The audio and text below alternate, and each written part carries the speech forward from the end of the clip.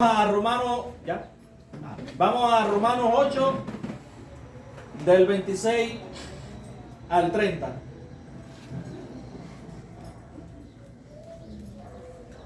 Son cuatro versículos. Romanos 8, del 26 al 30. Ya predicamos hasta el versículo 25, el domingo pasado. Ahora vamos del 26 al 30. Y de igual manera el Espíritu nos ayuda en nuestra debilidad. Pues ¿qué hemos de pedir como conviene? No lo sabemos. Pero el Espíritu mismo intercede por nosotros con gemidos indecibles. Mas el que escudriña los corazones sabe cuál es la intención del Espíritu, porque conforme a la voluntad de Dios intercede por los santos. Y sabemos que a los que aman a Dios todas las cosas les ayudan a bien. Esto es, a los que conforme a su propósito son llamados. Porque a los que antes conoció, también los predestinó, para que fuesen hechos conforme a la imagen de su Hijo, para que Él sea el primogénito entre muchos hermanos. Y a los que predestinó, a estos también llamó. Y a los que llamó, a estos también justificó. Y a los que justificó, a estos también glorificó. Señor, en esta mañana rogamos que tu Espíritu Santo obre y ministre conforme a tu voluntad. Ayúdanos, Señor, en la exposición de tu palabra, y que nuestras mentes y nuestros corazones sean bendecidos, pero más que esto, que nos permitas aplicarla conforme a tu voluntad. Gracias, Padre, en el nombre de Jesús. Amén. La seguridad del creyente en el propósito eterno de Dios. Todos los creyentes pasan por momentos en los que la vida cristiana se siente difícil.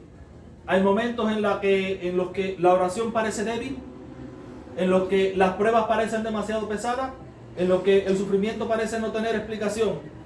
En esos momentos muchos creyentes hacen preguntas profundas, preguntas como esta: ¿está Dios escuchando mis oraciones? Porque en nuestra debilidad humana pensamos a veces que Dios nos abandona. ¿Tiene sentido lo que estoy viviendo? Perdemos el rumbo y no atinamos. ¿Mi salvación realmente está segura? Y el domingo pasado hablábamos de la seguridad de la salvación. Estas preguntas no son nuevas. Los creyentes a quienes Pablo escribió la carta a los romanos también vivían en medio de sufrimiento, debilidad y persecución. En los versículos anteriores, es decir, Romanos 8, del 26 al 30, que lo hemos leído ahora mismo, Pablo habló del sufrimiento presente y de la gloria futura. Pablo habló del sufrimiento presente y de la gloria futura. Romanos 8:18, remontándonos atrás, dijo: las aflicciones del tiempo presente no son nada comparable con la gloria venidera. Luego Pablo describe cómo la creación gime y cómo los creyentes también gimen esperando la redención final. Pero ahora, en los versículos que nosotros le acabamos de leer, Pablo muestra algo extraordinario. Dios mismo sostiene al creyente en cada etapa de su vida espiritual. Desde nuestra debilidad presente hasta la gloria futura, Dios está obrando. Por eso la verdad central del pasaje es esta: nuestra salvación es segura porque Dios mismo la sostiene por medio de su Espíritu, su providencia y su propósito eterno. Pablo muestra esta seguridad en tres maneras. El Espíritu nos sostiene en nuestra debilidad. Dios gobierna nuestras circunstancias, lo cual llamamos providencia divina. Es la manera de Dios obrar en medio de nuestras circunstancias, y no solamente en medio de nuestras circunstancias, sino todo el universo. Y Dios garantiza nuestro destino eterno. Primero, el Espíritu sostiene al creyente en su debilidad. Miren los versículos 26 al 27. Y de igual manera, el Espíritu nos ayuda en nuestra debilidad. Pues ¿qué hemos de pedir como conviene? No lo sabemos, pero el Espíritu mismo intercede por nosotros con gemidos indecibles. Mas el que escudriña los corazones sabe cuál es la intención del Espíritu. Ese Espíritu está con mayúscula, por lo tanto es el Espíritu Santo. Porque conforme a la voluntad de Dios, intercede por los santos, por nosotros. De manera que cuando nosotros ni siquiera sabemos qué es lo que va a acontecer un segundo más adelante del que estamos viviendo, Dios sí. Y Él intercede en su espíritu por cada una de nuestras necesidades. Pablo comienza reconociendo algo muy real de la vida cristiana. Los creyentes somos débiles. Y de igual manera, el Espíritu nos ayuda en nuestra debilidad. No solo débiles físicamente, algunos son muy débiles físicamente, sino también espiritualmente. Hay momentos en que simplemente no sabemos ni siquiera cómo orar. Tal vez estamos enfrentando una prueba familiar, una enfermedad, o una crisis espiritual, o una crisis existencial también. Y nuestro corazón está tan cargado que no sabemos ni siquiera qué decir. Pablo dice, no sabemos qué pedir como conviene.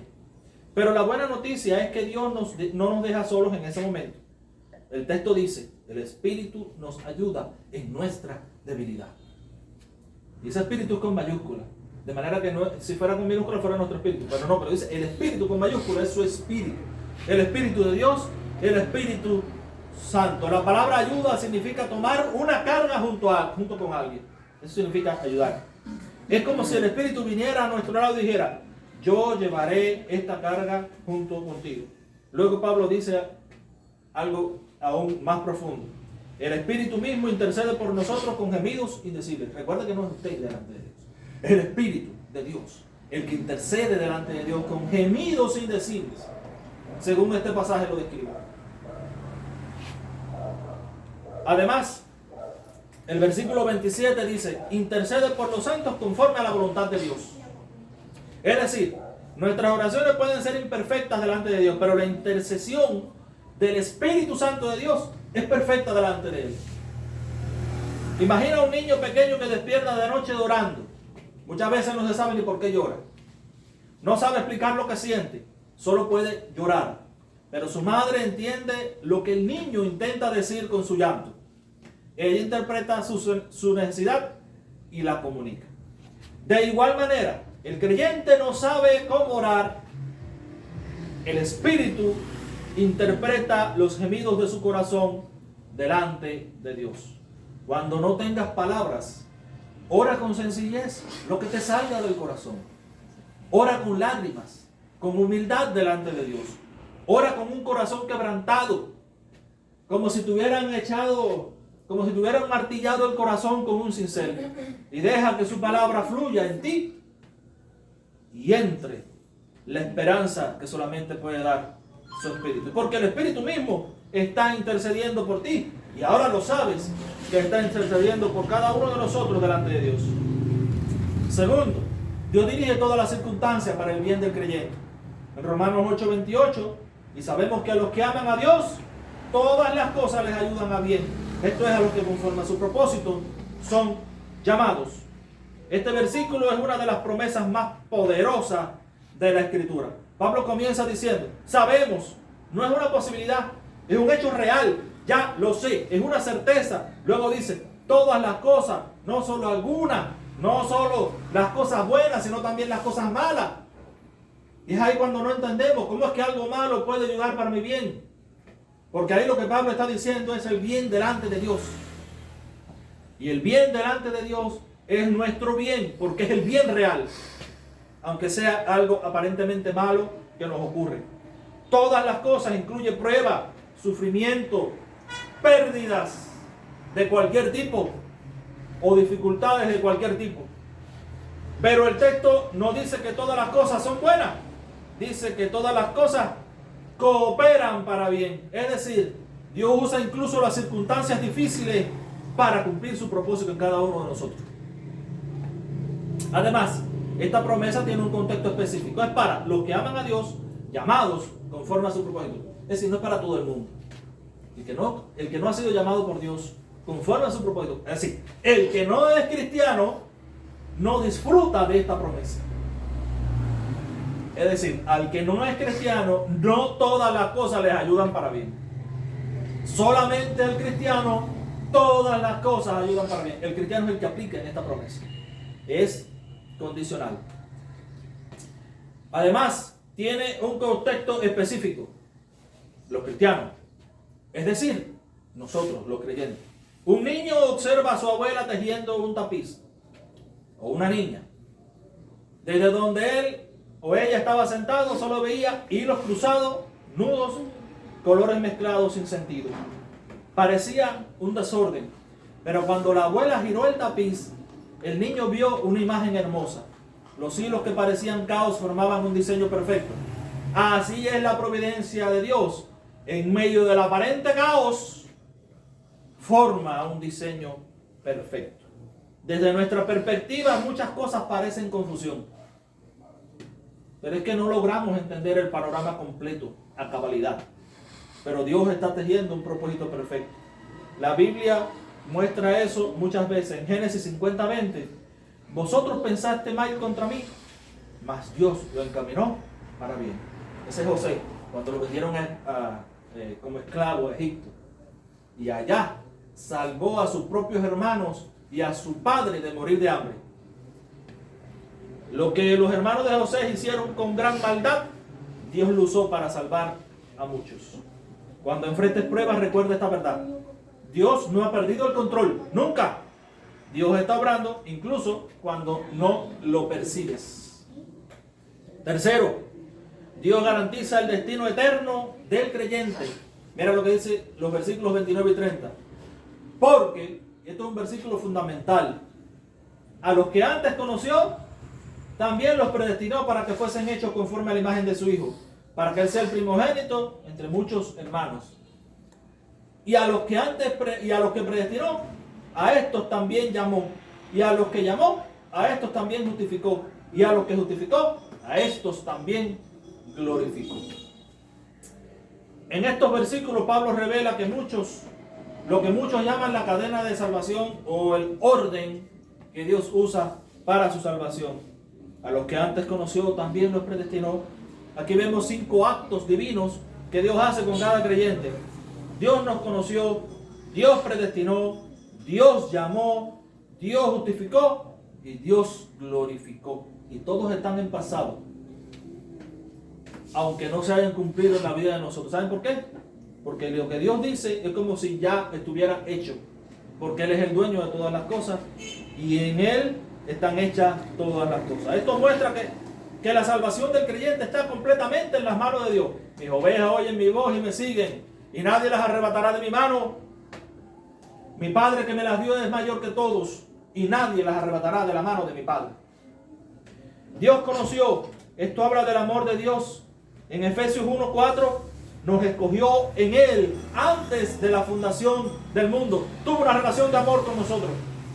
Dios predestinó, Dios determinó nuestro destino final, que es ser conformados a la imagen de Cristo. Dios llamó en el tiempo, Dios nos llamó a esta salvación tan grande que hemos conocido. Nos llamó eficazmente por el Evangelio. En 2 de Tesalonicenses 2:14 dice, a lo cual os llamó mediante nuestro Evangelio. No fuimos salvos hasta que no nos convertimos. Pero en el propósito eterno de Dios, ya somos o fuimos llamados a salvación aún antes de conocer la salvación. Dios justificó, Dios declaró justo al pecador por medio de Cristo. Romanos 5:1, justificados pues por la fe, tenemos paz para con Dios. Dios glorificó. Este es el estado final del creyente. ¿Cuántos están glorificados en este momento? Ninguno de nosotros, porque la salvación no se ha expresado a cabalidad en ninguno de nosotros. Todavía no hemos muerto, ni todavía tampoco Cristo ha venido. ¿Verdad? Entonces, glorificó está en pasado, porque en la eternidad pasada ya Dios determinó que cada uno de nosotros, sus hijos, sus verdaderos hijos, si en verdad hemos conocido el Evangelio, seamos glorificados juntamente con su Hijo. Este es el estado final del creyente. Lo sorprendente es que Pablo habla de la glorificación como si ya hubiera ocurrido, porque para Dios el resultado es seguro. Un arquitecto diseña un edificio antes de comenzar la construcción. En el plano ya están definidos todos los detalles, y así es como va a quedar. Aunque la obra esté en proceso, el resultado final ya está determinado de antemano. Así es el plan de Dios para nuestra salvación. El mismo Dios que diseñó el plan también completará la obra. En Filipenses 1:6, el que comenzó en vosotros la buena obra, la perfeccionará hasta el fin del mundo. En este pasaje comenzó hablando de nuestra debilidad. Y sabemos, y el Espíritu intercede en medio de nuestra debilidad, con gemidos indecibles. No sabemos qué pedir como conviene, pero termina hablando de nuestra glorificación. A los que justificó, a estos también glorificó. Entre estos dos puntos está la obra poderosa de Dios en medio del corazón del creyente. El Espíritu intercede, Dios gobierna nuestras circunstancias, Dios asegura nuestra salvación, como lo último que vimos. Por eso el creyente puede vivir con confianza, aún en medio de la desesperación más loca que vivimos. Nuestra seguridad no descansa en nuestra fuerza, descansa en la fidelidad eterna y segura de Dios. Por supuesto, si es fidelidad segura. Por lo tanto, el texto nos llama a vivir con tres actitudes. Confianza en el corazón. Cuando no sepas cómo orar, recuerda que el Espíritu intercede por ti. 2. Esperanza en medio del sufrimiento. Cuando enfrentes pruebas, recuerda que Dios está obrando para bien. 3. Seguridad en tu salvación.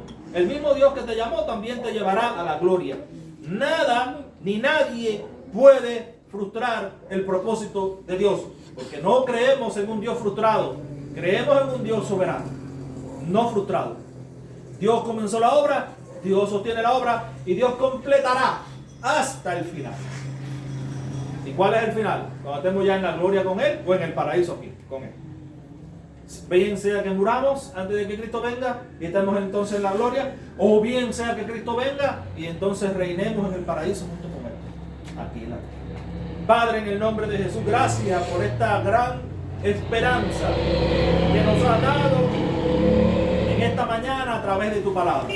Ayúdanos, Señor, bendícenos y que esta palabra sea aplicada en nuestros corazones y que a lo largo de toda esta semana y de toda nuestra vida sepamos que tú, oh Padre, vas a terminar lo que tú comenzaste, aun sean las circunstancias peores que podamos vivir.